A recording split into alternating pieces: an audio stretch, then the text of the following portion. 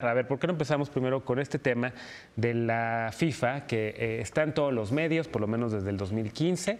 Cuestan muchísimo dinero los mundiales, cuesta mucho dinero ganarlos. México acaba de ganar incluso con Estados Unidos y con Canadá la sede para el 2026, ¿no? Pero el tema de la corrupción en la FIFA, empecemos por ahí, porque no empezamos contigo, Nicolás. Pues es un poco complicado hablar de la corrupción de la FIFA a veces sin caer como en los lugares comunes y en los clichés de lo que siempre se toca, ¿no? Como amaños o arreglos de partidos, cómo se ganaron las sedes tanto de Rusia como de Qatar, que es el siguiente mundial, por qué un país como Qatar, que no tiene tradición, pero también existe al mismo tiempo una cuota que la FIFA tiene que cumplir, en la que le tiene que dar un mundial a cada continente, cada cierto tiempo, buscando no repetir continentes y que exista como también una diversidad en eso, porque, pues como tú dices, un mundial representa una derrama económica muy importante para un país, como por ejemplo lo fue en Sudáfrica cuando fue el mundial ahí, pero en México particularmente, digo, para aterrizarlo en lo que a nosotros nos podría interesar, pues sí, la FIFA ha representado un nicho de corrupción en el que se han visto involucrados varios directivos. Y bueno, también existe un tema con la cuestión de las transmisiones del Mundial, ¿no? Las adjudicaciones directas que han habido. Es un tema muy complejo. A ver, explícanos un poco, yo no tengo ni idea. O sea, yo le dije antes de la mesa que yo me iba a quedar casi prácticamente toda la noche. Ay, qué interesante, cuéntame más, porque no sé nada de fútbol. Entonces yo no sé ni quién pasa, ni dónde, ni en qué señal, ni veo los partidos de México nada más porque con amigos. Pero ¿cómo funciona eso? ¿Cómo se gana una sede de fútbol, de mundial, etcétera? Pues los países presentan una candidatura 2 mundiales antes de que... O sea, siempre 2 mundiales. 2 mundiales antes. 8 años antes. 8 años antes o tal vez un poco antes, no más, no puede ser menos de 8 años, y exponen como cualquier, digamos, como cualquier concurso, ¿no? Expones por qué tú mereces ganarte la sede, los estadios en los que serían la sede. Hay un requisito de parte de la FIFA para los estadios, tienen que tener cierta capacidad, tienen que tener ciertos servicios para discapacitados, o sea, seguridad, salidas de emergencia, ¿no? Cualquier cosa. Pero al mismo tiempo existe una adjudicación para las transmisiones de los partidos, que es ahí donde está un poco el tema en México, ¿no? Porque al parecer no hubo una licitación adecuada, ¿no? Para las transmisiones de tanto de este mundial como del que sigue, y tengo entendido que hasta también el otro, ¿no? Sí. Hubo, digamos, polémica en el sentido de que los derechos se otorgaron en Estados Unidos para dos televisoras, Fox y la otra es Telemundo. Entonces, se hicieron, digamos, la repartición de los derechos para el Mundial del 2018, que es el que está en curso, y el que sigue, que es Qatar 2022.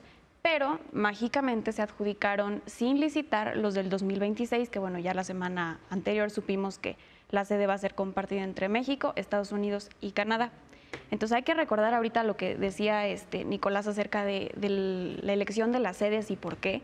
Es importante recalcar que FIFA, después del Mundial, recibe alrededor del 90% de los ingresos totales por transmisiones, patrocinios y comercialización de lo que se genera alrededor del Mundial, y ahora las sedes mundialistas piden que FIFA comparta un poco más las ganancias y los gastos que genera preparar una sede mundialista. Que los comparta con el país. Con la sede. ¿Por qué? Porque generalmente pasa el Mundial o pasan los Juegos Olímpicos como normalmente sucede y el país cae en crisis. Este Mundial es el más caro de la historia, con 14.2 mil millones de dólares. O sea, ya pasa a ser el Mundial más caro.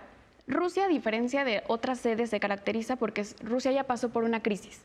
Entonces, Aquí se prevé que la derrama económica va a mejorar al país en lugar de dejarlo endeudado, como sucedió en Brasil o como sucedió Además, en justo Sudáfrica. Brasil, cuando estaban todavía construyendo, ya había huelgas, ¿no? Exacto. Había un montón de manifestaciones, justo por eso. O sea, nos estamos muriendo de hambre y tú construyendo Sí, sí. un estadio de Faraónico, miles de ¿no? millones de dólares que además Con no sobreprecio. lo vas a volver a usar, ¿no? O sea, la exactamente. onda es esa. No vuelves a tener en tiempo como muy corto algo igual de grande como para usar estas enormidades de estadios que te Exactamente. obligaron a construir. Claro, y Por luego, eso- y luego hay perdón. como esta idea, a ver, está por un lado este tema de que luego hay sobreprecio, corrupción en la construcción de estos estadios, ya nadie los vuelve a usar, pero que luego sí deja una derrama de efectos positivos para las ciudades donde son las sedes, ¿no? Por ejemplo, en Río y en Sao Paulo y cuando fueron las Olimpiadas, el sistema de transporte supuestamente mejoró muchísimo, en teoría mucha gente voltea a ver a Brasil y el poder suave y el turismo, cosas que de repente igual no se pueden medir tanto, pero que sí muchos los políticos apuestan a eso, ¿no?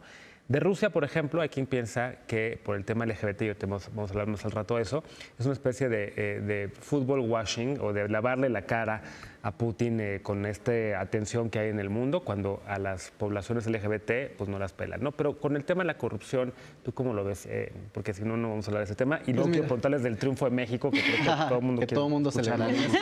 Más que la Definitivamente la raíz de la corrupción en la FIFA y en general en el ámbito futbolístico tiene que ver con la cantidad impresionante de recursos que se manejan. Como ya lo mencionaban mis compañeros, tanto por la comercialización del tiempo como por las propias aportaciones que hacen las federaciones y pues obviamente en los eventos que ocurren ya que se lleva a cabo el Mundial. De hecho, yo creo que hay indicios suficientes para decir que tanto Rusia como Qatar son elecciones que están documentadas, que fueron resultado de acciones pues ahora sí que corruptas, de compra de votos. The Guardian sacó en 2012 noticias donde se daba fe de la compra de votos de los representantes de federaciones, por ejemplo, de Tahití o de Nigeria. Y pues tristemente este tipo de prácticas subsumen un poco el compromiso que podría tener la FIFA como institución con agendas como los derechos humanos, los derechos de las personas LGBT y digamos esa agenda queda siempre supeditada a los intereses económicos que representa toda la FIFA. Y la verdad es que, perdón, la verdad es que sí el fútbol, o sea, es corrupto desde siempre. O sea, preguntémosles a los padres de niños que están en fuerzas básicas, ¿no? En las ligas mexicanas, así más raspas que quieras, que si, aunque el niño sea muy bueno, si los papás no pagan una lana muy considerable, ese niño jamás debuta, ¿no? Y jamás juega.